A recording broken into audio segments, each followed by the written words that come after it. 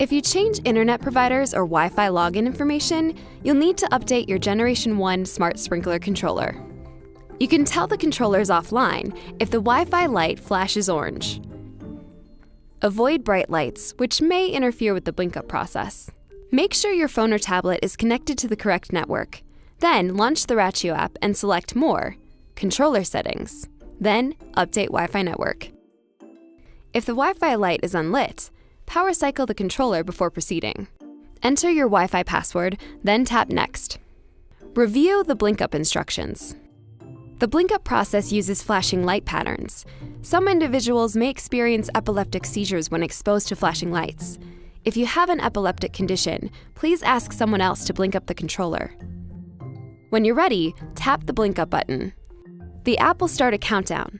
Place the screen of your phone over the photo sensor, and blink-up will begin when it reaches 0. The flashlight on your phone will pulse when blink-up is complete.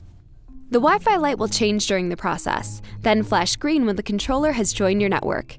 The app will report that Wi-Fi has been updated and show that your Generation 1 is online.